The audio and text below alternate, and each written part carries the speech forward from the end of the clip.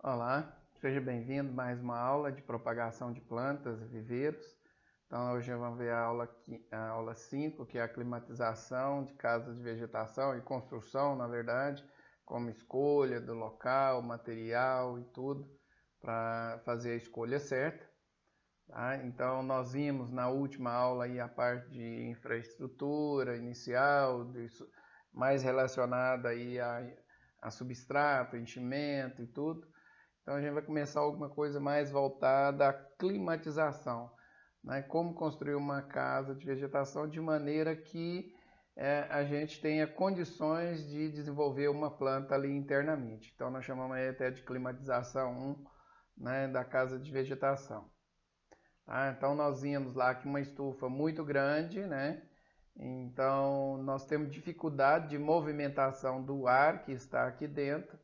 E quando eu tenho muita planta, né, vai ter problema inclusive de ar, né, e esse ar não movimentando, a temperatura vai aumentando à medida que a gente vai direcionando para o centro, assim como o nível de CO2 também vai diminuindo.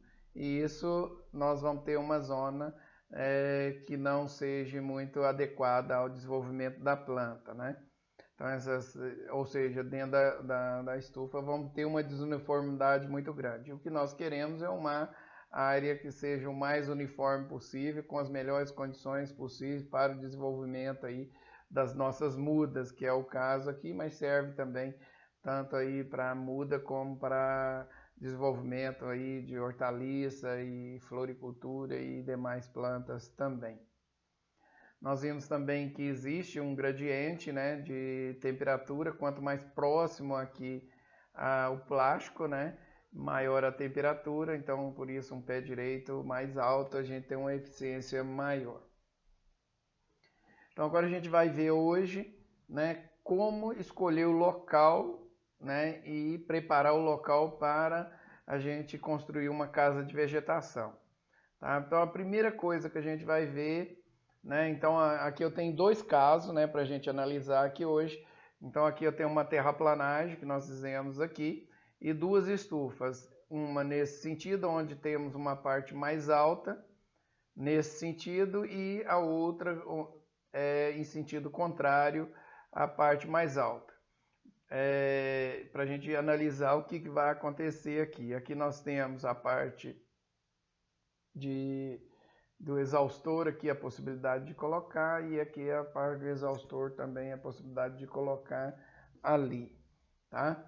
Então a primeira coisa que a gente vai ter que verificar é normalmente a luz solar, qual que é o efeito, né? Na verdade, um dos critérios seria a luz solar, pois vou estar resumindo isso aqui lá no final para vocês. Então eu poderia ter a luz caminhando sempre aqui em cima, né? Então eu tenho uma eficiência em termos de luminosidade melhor, mas isso é usado não para vegetação, para países de clima temperado, clima mais frio. A quantidade de luz que caminha que tem aqui é mais importante.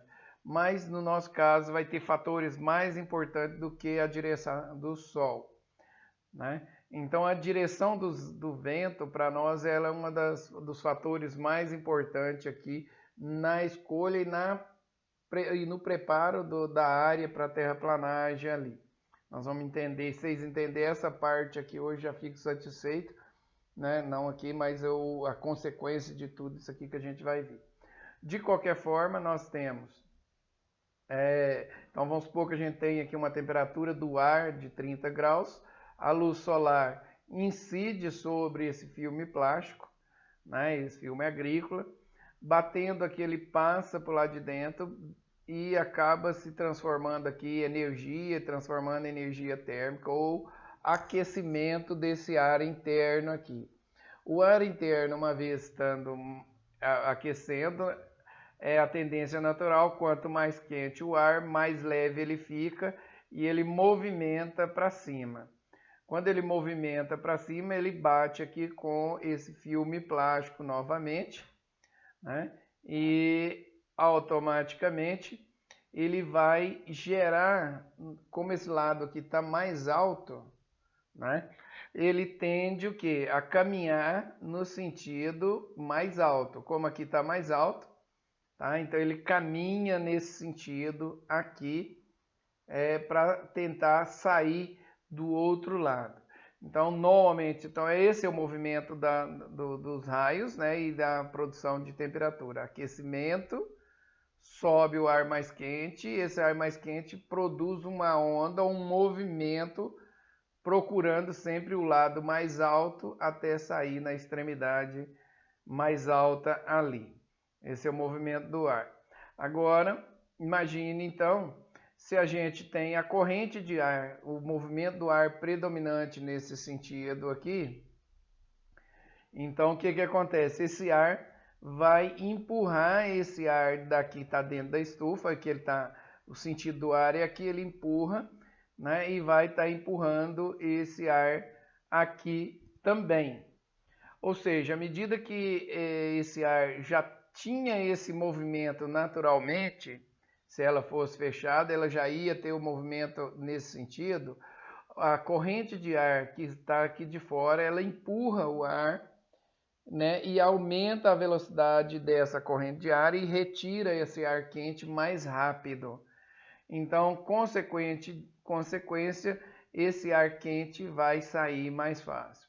Nós temos normalmente aqui no solo, que faz a irrigação, a umidade aqui, essa água com a temperatura ela vai evaporando. E à medida que a água evapora, né, ela diminui a temperatura, que ela tira a caloria do local. Então nós temos, se a temperatura é de 30 graus, normalmente a temperatura do solo aqui estando úmido, ela vai para uma temperatura de 22 graus, aí, a temperatura mais baixa. E esse ar aqui que vem empurrando também acaba empurrando, né, e vai ajudando a diminuir a temperatura ou manter a temperatura mais constante.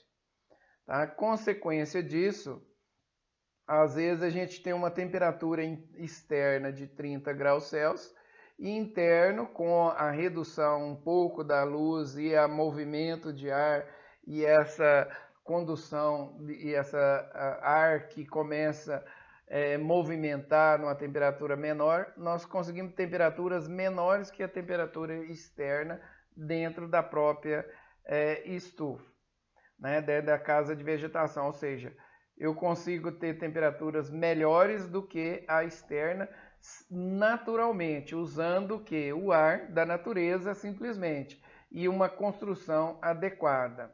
Uma outra situação, então, é a outra parte onde o ar continua a corrente de ar no mesmo sentido e a parte mais alta da estufa, né, é a entrada de ar.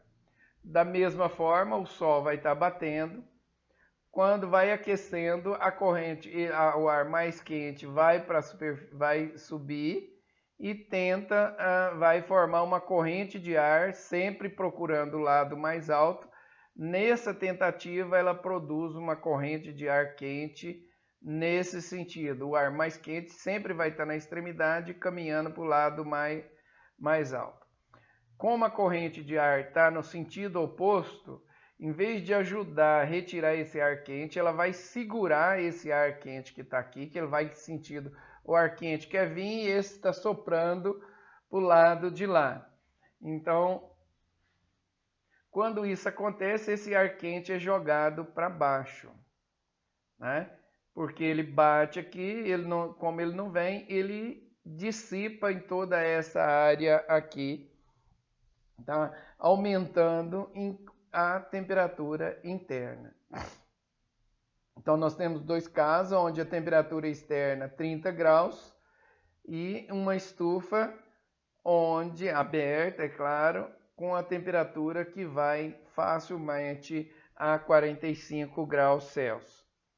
Então, em vez da gente aproveitar o efeito da natureza para reduzir a temperatura, nós estamos usando esse efeito aqui da corrente de ar, atrapalhando o desenvolvimento, a controle da temperatura. Então, esse aqui não é climatização, a gente está construindo estufa mesmo, né? Por isso nós chamamos de estufa aqui. E no outro caso, né? Então aqui nós temos os dois casos. Então no primeiro eu tenho uma estufa que a temperatura reduz e a outra que a temperatura aumenta, uma ao lado do outro com a mesma condição de temperatura, de luminosidade e com a mesma velocidade do vento ou com a mesma corrente de ar.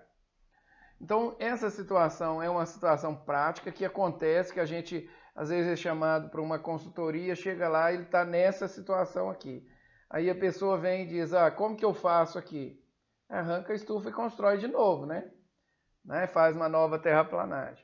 Então, na verdade, o que a gente tem que fazer antes mesmo da construção a gente coloca uma biruta, para a gente verificar qual que é a direção do vento predominante. Esse vento predominante é aquele vento que ocorre todos os dias, normalmente ele intensifica às 9 horas da manhã e vai até às 4 horas da tarde. Ele vai invertendo na parte da tarde, mas ele praticamente durante o dia ele mantém mantém esse sentido aqui, tá? Então, esse vento, esse direcionamento é que a gente tem que verificar.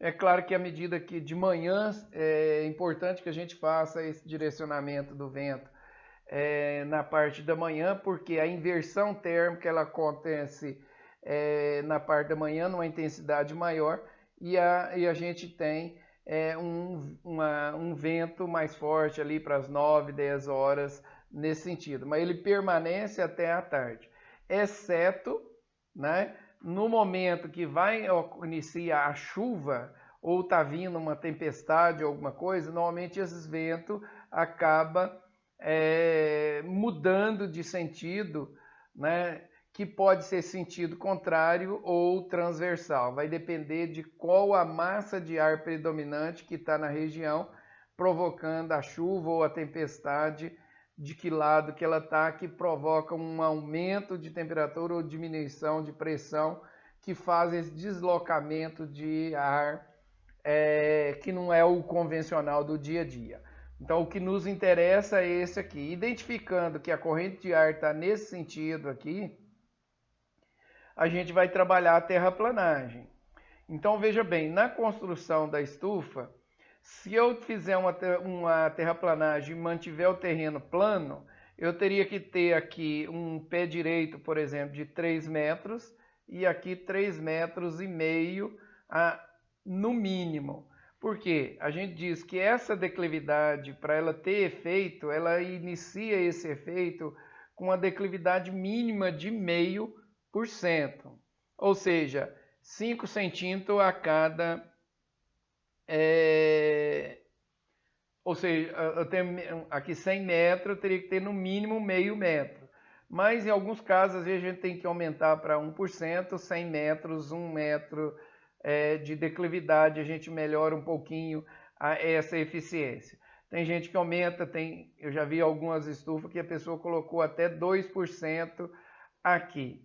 Ou seja, 100 metros eu teria 2 metros aqui, ou seja, a estufa iniciaria de 3, se eu não fizer a terraplanagem, se eu quiser essa declividade, e ela ficaria a 1 metro do lado de cá, porque se eu quisesse manter ela com essa declividade. Então, o correto é eu já fazer a terraplanagem, dando esse 0,5% ou 1% de declividade, aumentando no sentido da corrente de ar.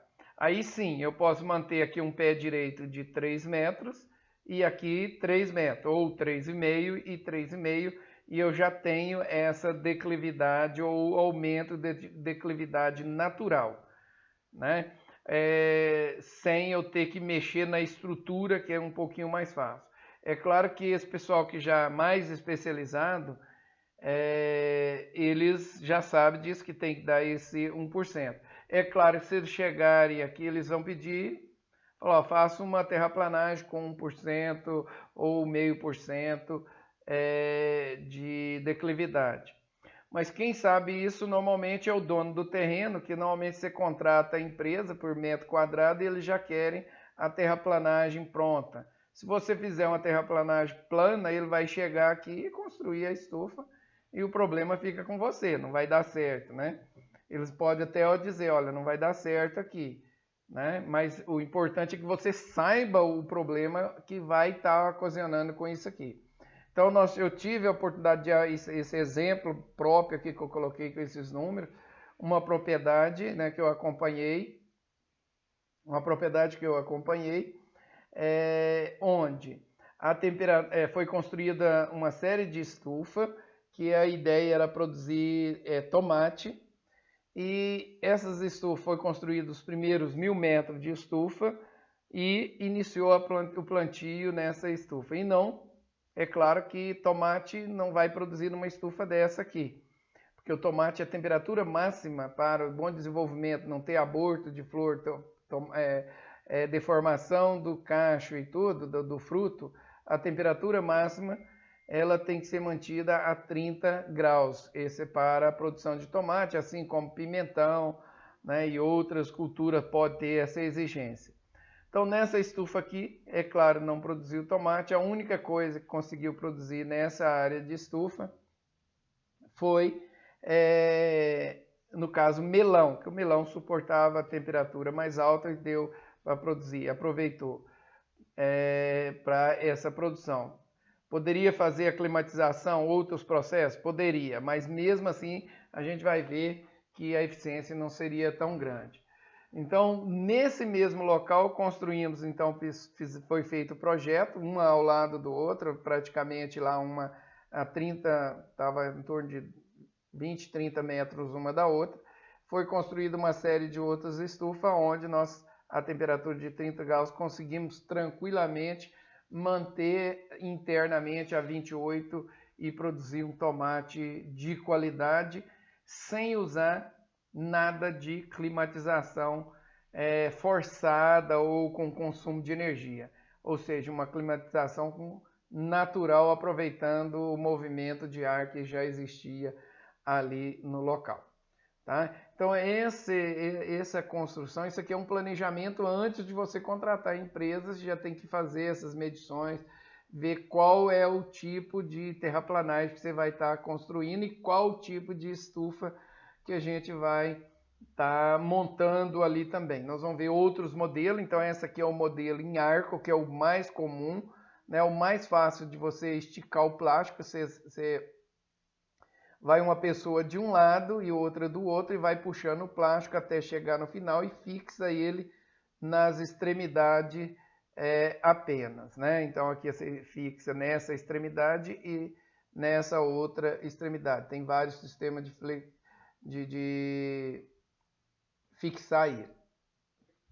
Mas a gente tem outros modelos também de estufa que existem no mercado. É importante que a gente conheça esses modelos e o porquê desses modelos que tem lá no mercado. Falar, por que uma empresa escolheu uma, a outra escolheu outra? Às vezes não é a empresa. A mesma empresa que constrói um tipo de estufa, ela faz o outro tipo de estufa também, né? Então a mais comum, que era feita quando é de madeira, você tem que fazer ela mais do tipo de quina, né? O tipo capela. Então você pode construir a estufa do tipo capela com um ponto aqui maior ou um ponto menor. Por que desses dois? Qual é melhor? Não. Normalmente, áreas que chove muito, né, é melhor você fazer uma declividade maior, né, que a água escorre com maior facilidade. No entanto, áreas que às vezes que não tem problema de chover muito, né, chuva muito intensa, mas tem problema de vento. Aí, nesse caso, a escolha é essa que tem um ponto menor, né, que acaba tendo um resultado, às vezes, até melhor do que isso, que a resistência do vento é maior e acaba esse vento batendo, pode quebrar a estrutura ou rasgar o plástico também. Existe esse tipo pampeana, né, que é a variação, né, de cobertura. O mais comum é esse arco redondo, né? Mas essa outra aqui, locais que ventam muito, então ela é mais baixa. Então, local que venta menos, aí é feito mais fácil e dá mais resistência a essa o arco mais redondo, mais circular. ou seja, com uma altura maior. A mesma coisa que aconteceu com a de capela, acontece também com a de arco.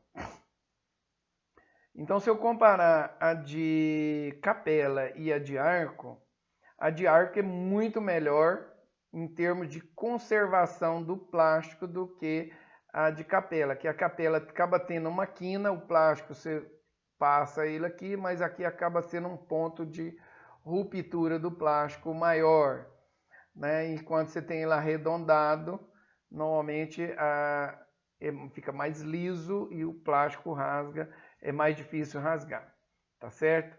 E às vezes nesse caso eu teria que fixar ele em cima e fixar embaixo, acaba sendo um pouquinho mais difícil de colocar o plástico também. Tá? Então esse aqui simplesmente uma pessoa de cá e de cá, facilmente ele vai arrastar o plástico sobre a estrutura e vai. E aqui acaba rasgando, às vezes na hora que você está passando nessas quinas, né, o plástico acaba se rompendo até na montagem dele, você tendo que substituir.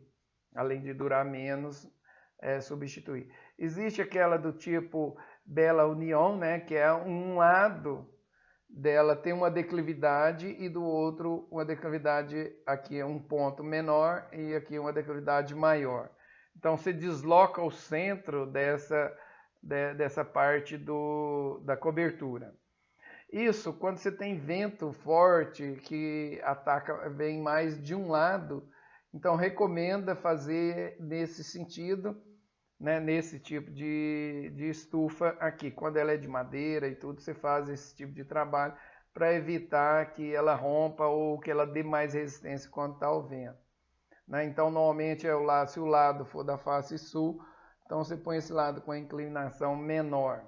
Então, o mesmo efeito que teria aqui com uma inclinação maior e aqui você tem ele, dois efeitos. Aqui, se o vento do lado de cá, você diminuiria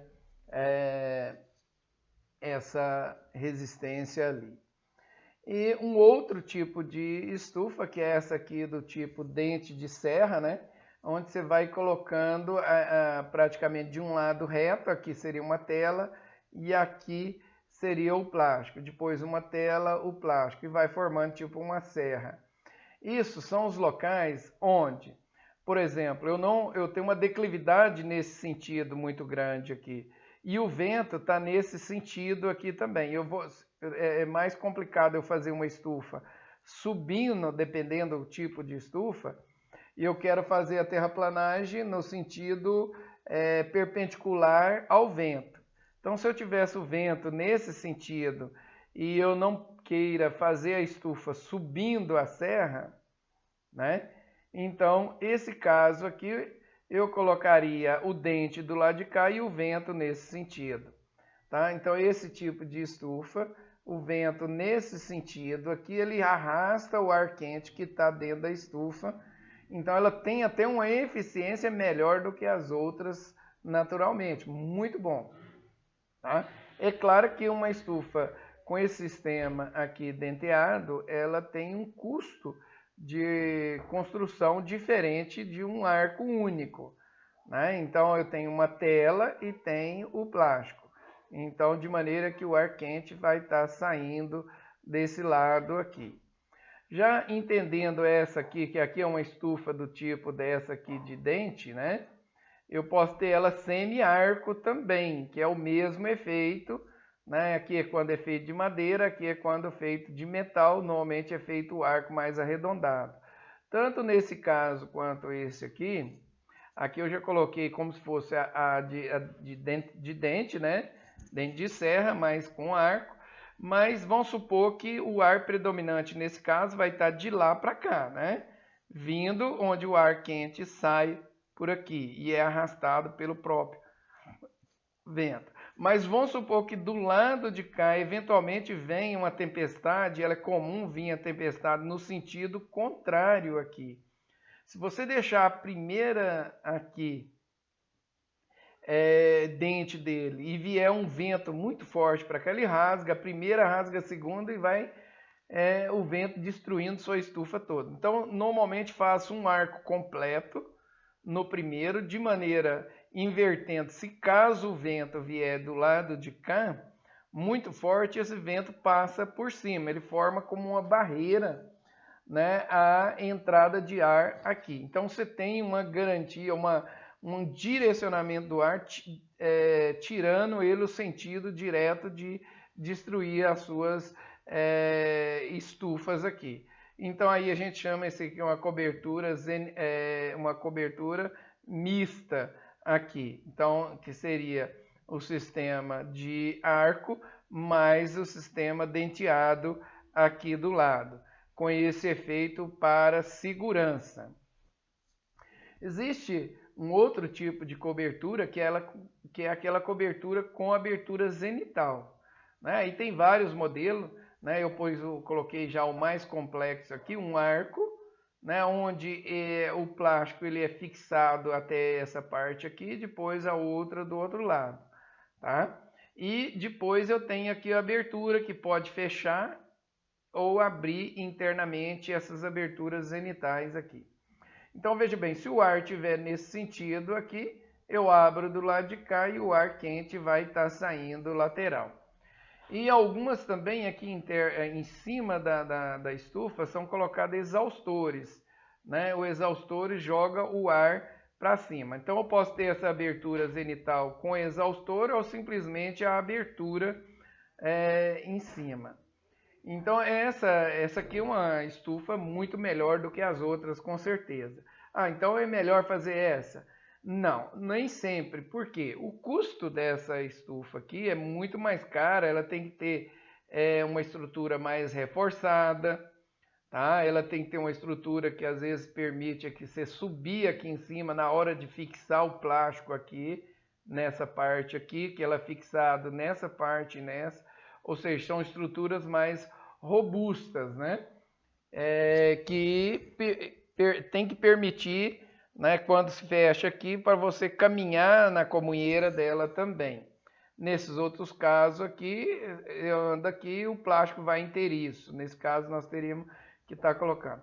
Então, nós vamos ter estruturas mais baratas, né, em arco, ou a de madeira, que a madeira a pessoa acaba sendo mais barata que a de metal. A de arco normalmente são as de metais. Então esses arcos são estrutura que a gente começa aqui com esse custo da cobertura que vai aí em torno de 18, 20 reais o metro quadrado. A estrutura que já vai aí para 25, depois a estrutura que já vai para 30, 40 reais. Né, até chegar a estrutura que às vezes vai mais de 100 reais o metro quadrado, 100, 150 reais só a estrutura aqui da estufa. Ou seja, nós podemos ter estufa que o metro quadrado sai aí de 20 reais até estufas que vai ficar o metro quadrado em torno, potencialmente até a 350 reais o metro quadrado. Tá? Vai ter uma série de outros fatores que vai estar interferindo nesses custos aqui. O primeiro fator seria essa estrutura, esse módulo aqui, se é de arco, se tem abertura zenital, se não tem, se tem ela que abre para os dois lados, de um lado apenas. É uma estrutura mais longa ou menor da abertura zenital. Se é a estrutura que vem com exaustor ou não, na própria abertura zenital. Ou seja, uma série de fatores que vai estar interferindo no custo de montagem dessa estufa. Então essa escolha passa por todo esse conhecimento que vocês estão estudando aqui agora. Então esse sistema de redução de temperatura ou controle de temperatura que nós vimos aqui é o sistema que nós chamamos de troca de ar, que pode ser natural, que nós vimos lá, aproveitando os próprios fenômenos da natureza para ajudar nessa troca de ar, né, usando o próprio vento, que eu consigo reduzir a temperatura interna. Ou troca de ar que eu já possa ter os ventiladores, né, de um lado ou de outro da estufa, né, para formar os exaustores. Então troca de ar que pode ser natural ou ativa, que nós chamamos. E podemos ter ainda outro sistema que a gente vai estar estudando, né, na próxima aula, que são os sistemas adiabáticos, que eu consigo reduzir temperatura bem abaixo da temperatura externa e internamente, né? Mas aí são fatores, são outros fenômenos, mais detalhes a gente vai ver numa outra aula. Mas só resumindo o que a gente viu aqui em relação à posição do Sol, né, vocês vão ver em algumas literaturas dizendo, se vocês pegar principalmente livros traduzidos, né, eles vão falar que a escolha do local da estufa é em relação à posição do Sol. Isso aí realmente funciona muito bem para países europeus, para os Estados Unidos ou o extremo sul do Brasil, onde você tem problema de luz. Aqui nós que estamos mais no centro, né, numa região que tem muita luz, muito sol, esse fator praticamente ele só é válido aí para granja, que é cobertura total para redução de temperatura dentro da granja ali. Mas para estufa isso aqui não tem valor para nós, né? Essa leste-oeste, 9% de luminosidade que aumenta. Então essas posições, né, aqui que vocês vão ver na literatura, esquece. Então a construção mesmo dela é em relação aos ventos e a escolha da estrutura em relação ao vento também. Então esse posicionamento de qual é o sentido do vento é a primeira coisa que vocês vão estar fazendo para escolher o local dessa estufa, para depois pensar em terraplanagem, que tipo de se é o solo que vocês vão estar usando ali. Tá certo? Tranquilo? Então agora a gente vai estar, já que nós já vimos a estrutura da estufa, agora nós vamos ver essa cobertura que é o filme que vai nessa estufa, né, ou nessa casa de vegetação. Na verdade, nós vamos ver que não é um plástico, nós temos que já o nome correto aí é filme agrícola, porque ela tem características específicas para a agricultura, né, nesse processo. Então, existem plástico, né, algumas indústrias brasileiras iniciaram, os primeiros filmes agrícolas que vieram para o Brasil eram todos importados, vinha de Israel.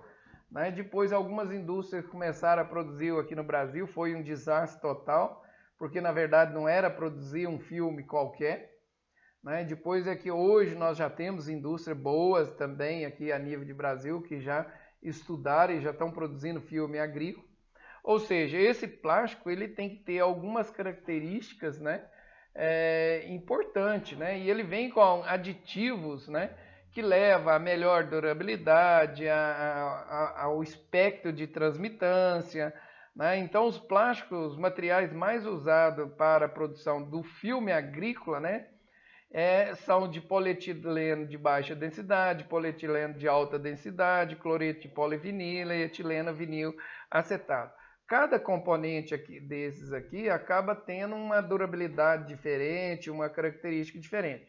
E cada componente desse aqui você ainda pode adicionar os aditivos, tá? Nele que vai melhorar a característica desse plástico ou desse filme agrícola aqui.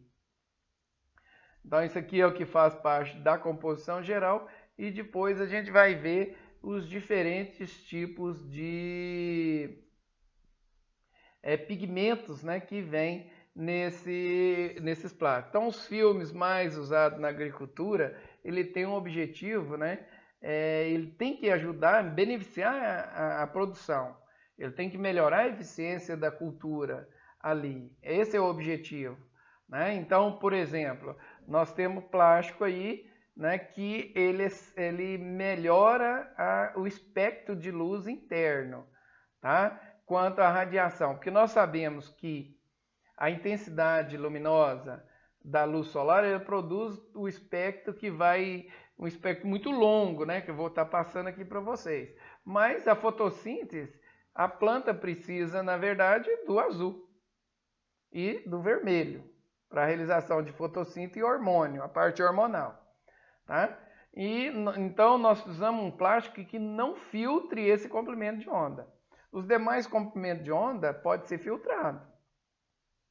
Então, esse é o filme que nós queremos para a agricultura, que não mexa no comprimento de onda que a planta precise. tá? E nós temos alguns plásticos também que reduzem a temperatura interna. Ele permite a passagem do comprimento de onda mais longo, né? E não aquece internamente muito. Então, o plástico mais que permite locais mais quentes, eu tenho que escolher os plásticos que permita a passagem de calor. E naquelas regiões mais frias, os plásticos que concentrem o calor ali. Ou seja, nós temos os dois filmes, né, no mercado. Se você comprar num país tropical um que é para aquecer, né, você vai formar uma estufa só para aquecimento ali. Então, agora regiões que têm invernos frios precisa aquecer, né? Então, e verões que não seja tão quente, né? Então, alguns tipos de pigmentos, né, aditivos, né, que são colocados aí, alterados nesse plástico, nesse filme, que vai dar características muito diferentes entre um filme plástico e outro. Tá? Então, independente da composição dele, né, que lá é os que vão, ou pode ser uma mistura daqueles pigmentos, daqueles componentes, né, básicos, né, que acaba vindo do petróleo. Então nós temos o plástico mais comum, é o plástico totalmente transparente, né, ou seja, que passa a luz solar e que realiza fotossíntese tranquilamente. Tá? E temos alguns plásticos que acaba colocando alguns aditivos nele que vai filtrar alguns comprimentos de ondas e permitir a passagem de outros. Né? Esse tipo de plástico, né, que filtra uma boa parte, ele acaba reduzindo a intensidade total de luz interna dentro da nossa casa de vegetação. Reduzindo, normalmente ele vai ter uma temperatura menor que a temperatura externa, que é como se fosse um sombreamento. Tá certo? Então, e temos alguns que é o contrário, ele permite a passagem no sentido do comprimento de ondas menores e todos para dentro da estufa, mas não permite os comprimentos de ondas externas saírem. Com isso, ele forma uma estufa, aumentando a temperatura interna. Então, nós temos pigmentos para formar os plásticos térmicos para aquecimento ou não. Tem um outro pigmento que praticamente todos os filme plástico hoje no Brasil, eu diria, qualquer agrônomo que for trabalhar ou comprar um plástico, jamais ele vai comprar um plástico ou um filme plástico que não seja difusor. O que faz esse plástico difusor? Se você tiver, por exemplo, a planta, né? Então nós temos a planta aqui e o sol estiver desse lado, do outro lado formaria a sombra. Logicamente, quando você tem esse tipo de comportamento, a planta cresce no sentido da luz. Tá? Então ele forma plantas tortas. Então isso para muda, isso é ruim. Mas quando eu coloco o plástico difusor, a luz bate no plástico e ela sai em vários sentidos. Então eu vou ter luz do lado de cá e do lado de cá. Independente se a luz solar está de cá, eu tenho luz do sentido contrário. Ou seja, uma estufa onde eu esteja usando um plástico difusor, um filme agrícola difusor, você não consegue ver a sua sombra dentro da estufa. Consequência, você tem uma muda que cresce, porque você tem luz em todos os lados, uma muda que cresce retinho, que ela não tem que procurar o lado de mais intensidade luminosa maior para ela crescer. Eu já tenho luz dos dois lados da planta. Então essa é uma característica do plástico difusor, né? E que ela é interessante, é uma característica agronômica fantástica para colocar para distribuição de luz dentro da estufa, tá? E para a característica que a planta mantenha reta, cresça o mais reto possível. Então, os fotosseletivos, quando eu não quero, por exemplo, algum comprimento de onda não me interessa, por exemplo, uma planta que é sensível a ultravioleta, eu posso colocar um aditivo onde internamente eu não tenho os raios violetas, né? E inclusive alguns aditivos que são antivirais, né? Que impede, né, o desenvolvimento de alguns vírus. Assim como eu posso ter alguns aditivos, não só antivirais, é porque quando é antivirais, normalmente você pode colocar o plástico que repele alguns insetos que são transmissores dos vírus. Tá? Então, alguma coloração que você joga, você põe nesse filme plástico que vai estar repelindo os insetos transmissores ali. Tá certo? Nós temos ainda um outro tipo de pigmento, de aditivo que é colocado, que impede a condensação, né, das gotas.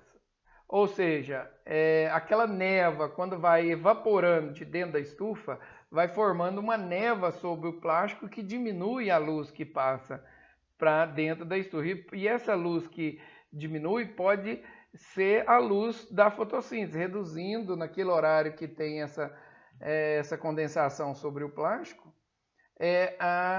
o crescimento da planta. Tá? Então nós temos alguns plásticos onde ele tem um poder repelente, né, da gota, que à medida que a água bate nele, ele repele, forma uma gota maior e ela pinga, né, e na verdade não forma aquela névoa sobre plástico. Assim como alguns também não permite, quando vai formando aquela névoa muito grande, forma gotas, às vezes a quantidade aumenta, né, e forma gotas muito grandes também. No caso, quando você tem anticondensação, isso ele já vai repelindo em pequena quantidade e você tem aquele questão de concentrar a água, não vai ter esse problema. E tem um outro aditivo que coloca, que chama antiestático. Esse é um outro pigmento, inclusive foi um dos últimos aditivos, né, que eu vi pela indústria, que ele forma uma camada, o plástico com cargas elétricas, de maneira que quando a poeira vai assentando sobre o plástico, ela não gruda no plástico. Essa carga ela fica como se fosse formando carga que tem carga negativa e o solo carga negativa, ele repele. E com isso, a hora que vem a chuva, caso tenha alguma poeira que começou a formar ali, a chuva ele não gruda, a própria chuva lava o plástico e mantém o plástico sempre limpo. Então eu tenho uma durabilidade do plástico antiestático, ou seja, não há necessidade de você lavar esse plástico periodicamente.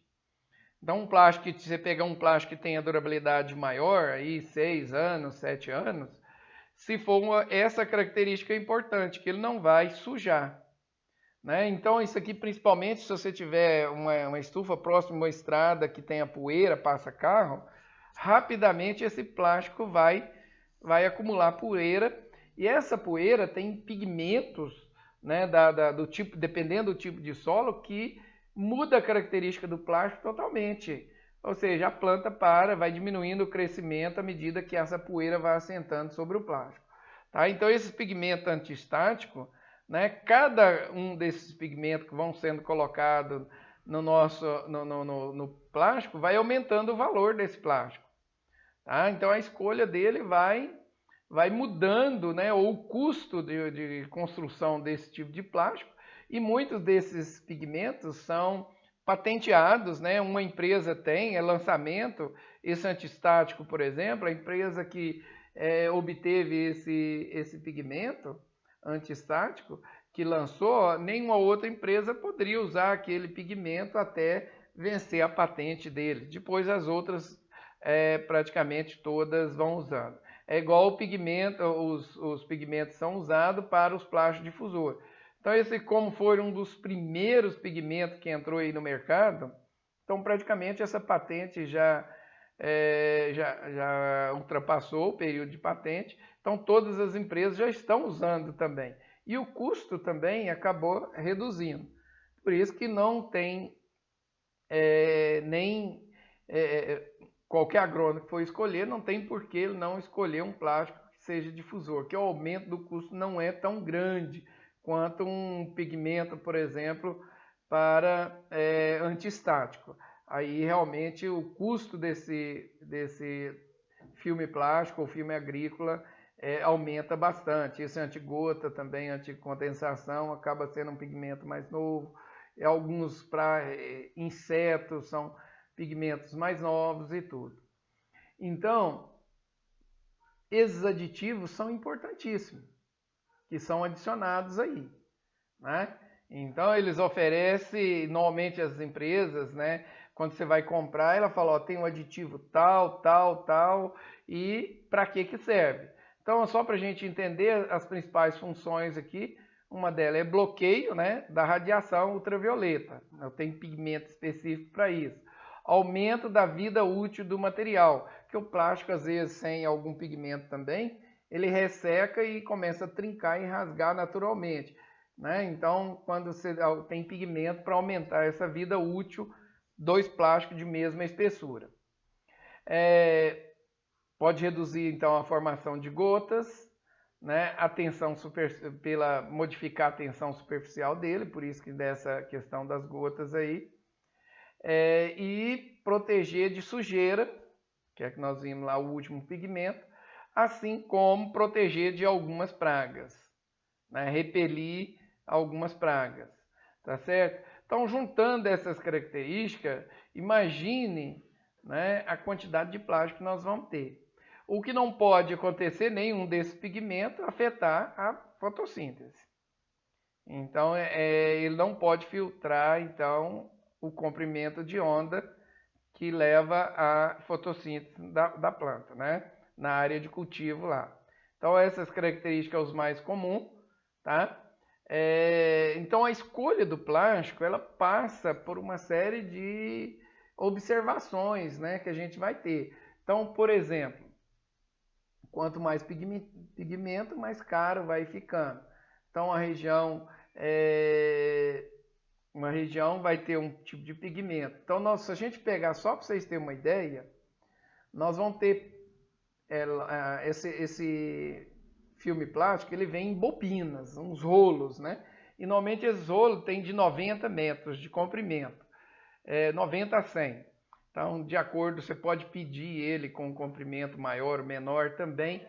A indústria tem essa possibilidade de você fazer esse pedido aí específico para a sua estufa lá, por exemplo, para você não desperdiçar o plástico e fazer esses cortes, tá? Mas vamos pensar numa bobina, por exemplo, de 90 metros por 7 metros de largura. Nós temos essas bobinas que custam aí em torno aí de 800, 900 reais. E essa mesma bobina com o mesmo tamanho que custa 3.000, 4.000 reais a mesma bobina. Então, o porquê dessa diferença aí? É essa questão de uma das características que leva a essa diferença de preço são os aditivos que são colocados ali, tá certo? Mas tem outra característica também que afeta esse filme plástico, que é a espessura do filme plástico. Nós podemos ter filme plástico com espessura menores e maiores, que vai acho que vou mostrar aqui mais na frente, mas que vai aí de 100 a 200 micras, tá certo? Aqui eu coloquei só o comprimento de onda da fotossíntese, que a fotossíntese, normalmente a planta precisa do comprimento em torno de 400, que é do azul, que na verdade é de 320 a 380, é o comprimento que a planta absorve para realizar a fotossíntese. E o comprimento em torno de 600 a 700 nanômetros, que é o vermelho, que é o comprimento que atua tanto na fotossíntese quanto no fotoperíodo, né? Ou seja, a nível hormonal da planta, o que atua na planta ativa hormonal é o comprimento de onda da faixa dos 660 a 700 nanômetros. Ou seja, se eu tiver... A planta vai entender que é dia ou noite por esse comprimento, não pelo comprimento da fotossíntese. Então, ela precisa desse comprimento de onda também. Ou seja, quando você vai comprar o filme plástico, nessa escolha, você tem que verificar qual que é o espectro de transmitância. Que o que nos interessa é a transmitância na faixa do 320 a 380 e de 660 a 700 nanômetros. Esse é o comprimento de onda que precisa ter o máximo de transmitância possível desse plástico ali, tá? É o que vai interferir no crescimento. Então, algumas regiões eu posso filtrar todo o comprimento de onda, filtrar, né, o comprimento de onda que não me interessa. Então, os plásticos difusores, o pigmento, né, é o carbonato de cálcio. Aí já acabou a patente, todo mundo pode usar esse concentrações de carbonato de cálcio na composição ali do filme, né, e que vai produzir aí o plástico difusor. Tá? No caso, se você colocar uma quantidade de carbonato de cálcio muito grande, ele pode funcionar como um filtro também. Ele vai diminuir a transmitância total, tá, da luz, né? E dias nublados você vai ter problema de luz, faltar luz, né? Também por essa luminosidade ali. Por isso que a gente tem que ver essa transmitância dele nessa faixa aí que nos interessa, tá certo? Então, esses plásticos então vão ser diferentes e pode também o próprio plástico, então, de acordo se ele for difusor, reduzir a intensidade luminosa. O que nos interessa é que não reduza então aqui a luz solar. Então a luz lá de fora da estufa tem todos esses comprimentos de onda aqui. Isso aqui é os comprimentos de onda produzidos pela luz solar, tá certo? Então, quando você vai comprar o plástico, você tem que verificar a transmitância na faixa do azul e na faixa do vermelho, né? Então, isso aqui é a transmitância de um plástico, qual que é que tem. Muitas vezes ele filtra um comprimento de onda ultravioleta, o infravermelho, e deixa a faixa. Ou seja, cada plástico vai ter uma curva específica, né, de transmitância. Tá? Então, é isso aqui que nós precisamos olhar de cada plástico, qual que é a transmitância, né, de luz passando por ele. É o espectro depois que passa por esse plástico. Então, isso é importante para a gente. Então, agora, dado todas essas informações, como nós vamos escolher o nosso plástico? O filme agrícola? Então, a primeira coisa, eu tenho que verificar qual cultura que nós vamos estar trabalhando. Qual a intensidade luminosa mínima que eu tenho que deixar dentro dessa estufa? Né? Porque nós temos algumas espécies, né? Por exemplo, se eu tiver com muda de citros, muda de rosa, quanto mais luz, né, melhor internamente. Então, quanto mais luz, maior vai ser o crescimento. Mas se eu tiver produzindo muda, por exemplo, de antúrio, ela já gosta de uma intensidade luminosa menor. Então, aí o local de produção de muda, ele vai ter um sombreamento maior. Então, é a primeira coisa, a escolha. Qual a cultura que eu vou estar produzindo muda? Ou produzindo a cultura. É a mesma coisa aqui que nós estamos falando, serve para a produção a nível de agricultura, né? Produção de tomate, produção de alface na estufa.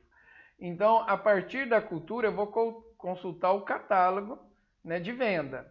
Lembrando que a hora que você for consultar o catálogo de venda, aí nós vamos ter as propriedades biológicas desse plástico, a transmitância, a vida útil desse produto, a espessura desse produto. Tá? Então, a largura do plástico, nós temos ele de 4 a 12 metros ali, as estufas de 7 metros. Normalmente ele tem 12 metros para formar o arco e fixar nas extremidades. Tá certo? De 9 metros, aliás. E a transmissibilidade do material. Então, veja bem, o que nós queremos, né, dessa transmissão? Né? E a durabilidade. Se a gente verificar a durabilidade, pode ser dada por pigmento, por aditivo também. Mas se eu pego um plástico com a espessura de 100 micras, ele é muito mais fino do que um plástico a metade, né, de um plástico de 200 micras. Um plástico de 200 micras, normalmente ele tem uma durabilidade, vamos pensar em um plástico idêntico, que varia aí em torno de 2 anos, 2 anos e meio, 3 anos, tá? De acordo com a sua composição. Tá? Então, podemos ter plástico até de 70 micras, mas hoje praticamente ninguém está colocando mais o de 100 micras mais, porque tem outras características mais importantes. Então, de 100 micras vai durar um pouco menos, vai durar menos. Eu posso ter um plástico, o topo dos topos, de 200 micras, com aditivos de conservação e tudo, que dure aí até 8 anos sem rasgar. Então, ou seja, eu vou ter plástico que dura 2 anos a 8 anos. Ah, mas qual que é melhor? Se a gente pensar simplesmente que ele dura 2 anos, em 8 anos vou ter que fazer 4 trocas. E a troca desse material exige mão de obra especializada e essa mão de obra é cara. Eu vou ter que tirar o plástico, pôr o plástico, tirar o plástico, pôr o plástico. Então, quando eu tenho, nesse sentido, a escolha viria para um plástico mais grosso. Mas nem sempre o plástico mais grosso é o melhor. Seria a escolha correta, né? Por quê? Pode acontecer que eu estou naquela região que venta muito, né? E quando eu falo vento, é redemoinho muito forte, né? Tipo um tornado, né? Se eu colocar um plástico de 200 micras e esse vento chegar nessa região, toda a estrutura, porque o plástico ele é resistente, a força que o vento faz destrói todas as estufas. Então, nesses locais, por garantia, é melhor que se coloque um plástico mais fino, de maneira tal, né? Às vezes tem locais que colocam até o de 70, é porque é local que tem vento direto que estoura esse plástico facilmente. Então, para estourar, estoura o plástico e não estoura a minha estrutura. Então, é melhor colocar um plástico um pouco mais fino, que rompa com facilidade. Tá? Uma outra questão também que pode acontecer, se você tem uma estufa do lado de uma estrada que passa muito carro, né? E esses carros passando, a poeira suja o plástico. Muito fácil.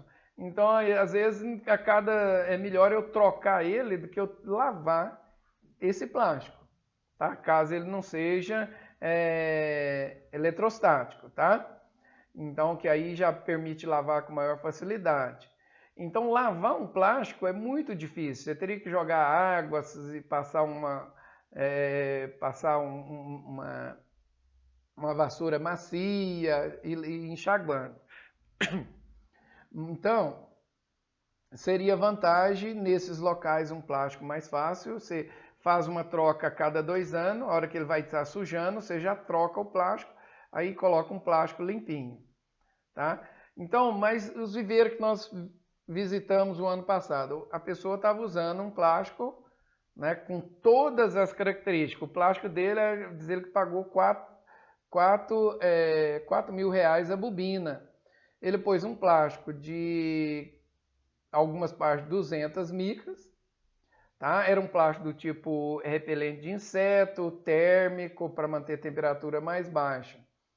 Mas lá a estufa dele, em volta de todas as estufas, era gramado e fora desse gramado era todo arborizado.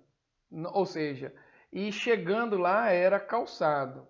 Ou seja, não tinha poeira em momento nenhum que poderia estar sujando esse plástico. Mesmo assim, eventualmente ele tinha que jogar água e às vezes tinha que lavar esses plásticos, né? Essa cobertura, que era um viveiro.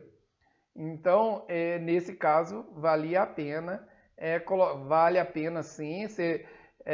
O custo, se você pegar o custo, mesmo o filme plástico sendo mais caro, quando você joga a mão de obra, né, de estar trocando em manutenção e tudo, esse mais caro acaba sendo, no final das contas, muito mais barato porque a mão de obra é pesada para trocar.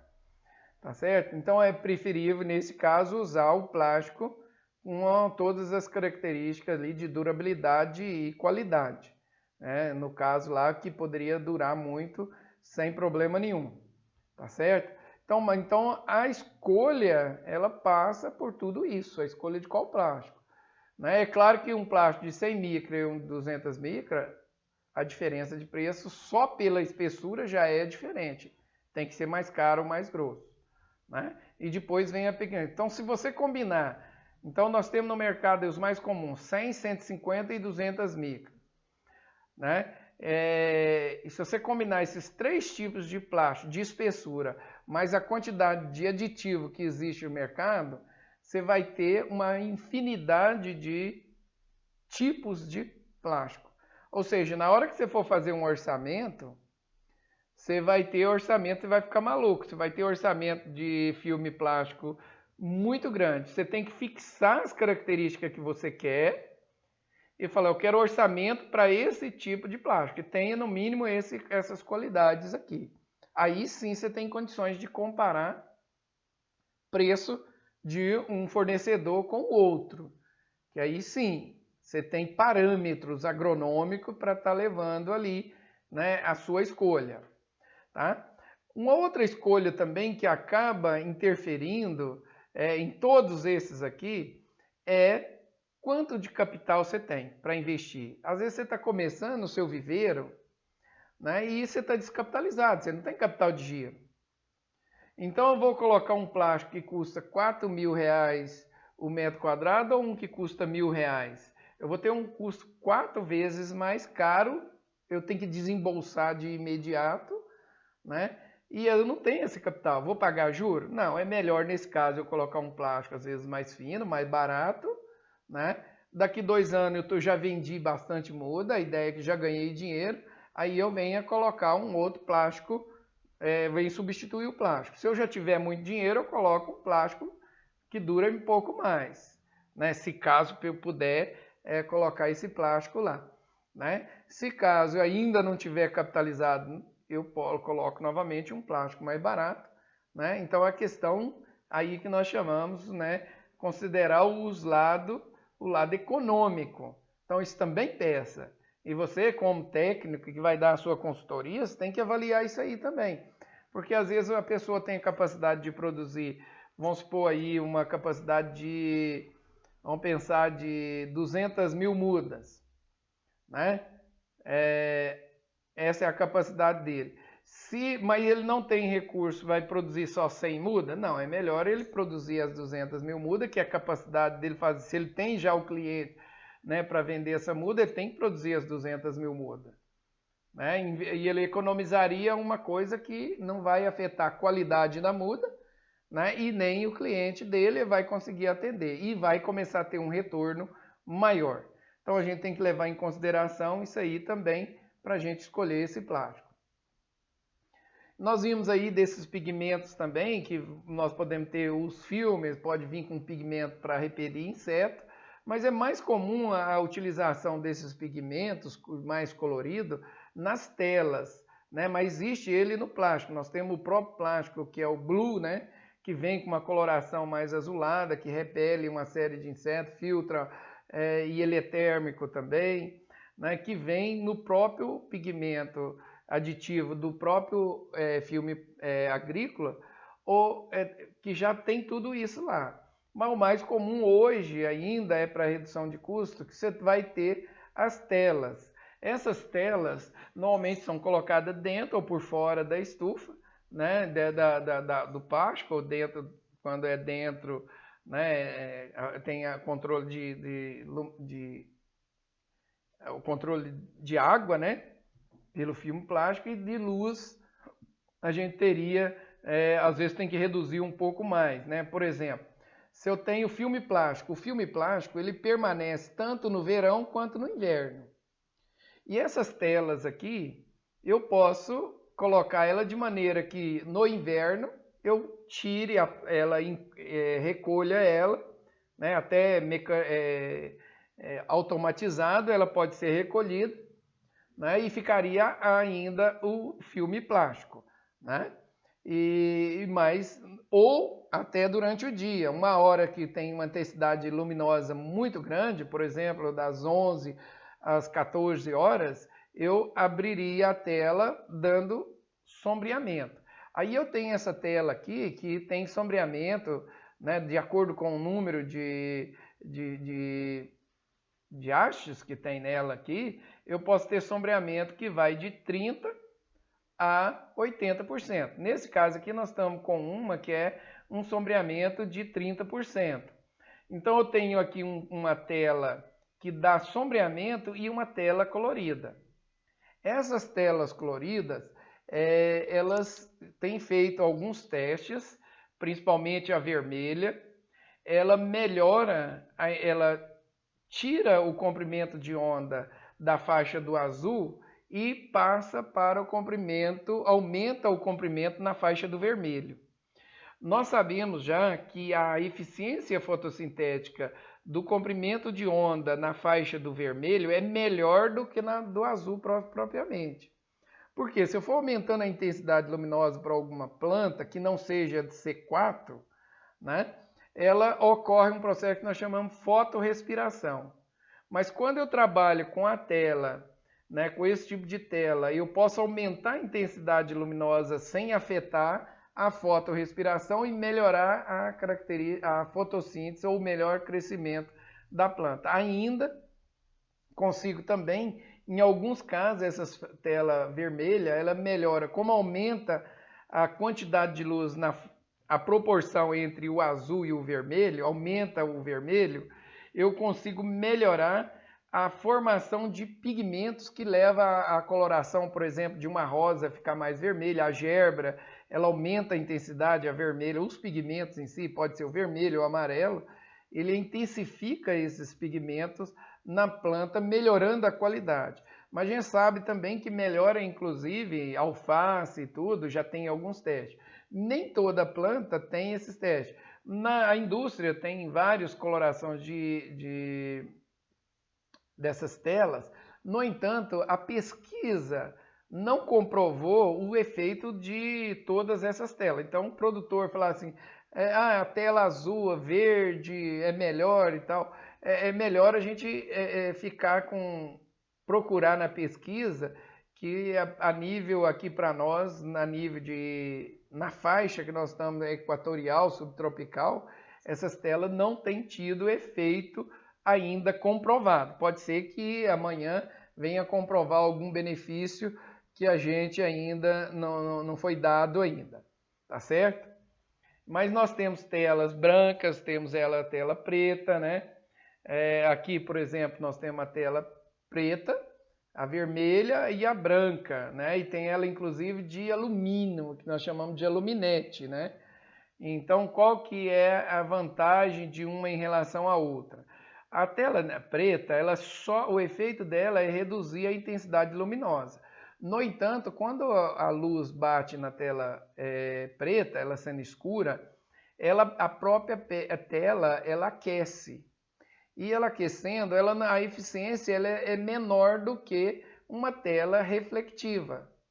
Porque a luz bate nela, reflete e ela não aquece.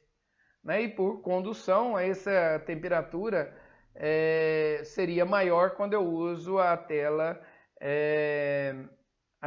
escura, tá certo? Agora, em aqueles casos onde já foi comprovado o efeito da tela vermelha, aí sim usaria a tela vermelha, que acaba tendo um gradiente aqui de preço, essa que é mais barata do que essa, que é mais barata do que essa, ou seja, mais caras às vezes são as coloridas, tá? Então aí você vai investir de acordo com a comprovação científica dessas telas. Mas o que eu estou dizendo aí, tem outras telas aí amarela e que estão sendo vendidas, que diz que promete uma série de outras coisas que até então não foram comprovadas a nível científico. Mas o mercado estão vendendo e alguns produtores estão usando. Mas o que vocês vão ver no mercado é a tela vermelha, sim, né? Que uma boa parte já tem utilizado e tem dado resultado, né? Principalmente na área de floricultura, na produção de morango, na produção de alface, na produção de gerbera.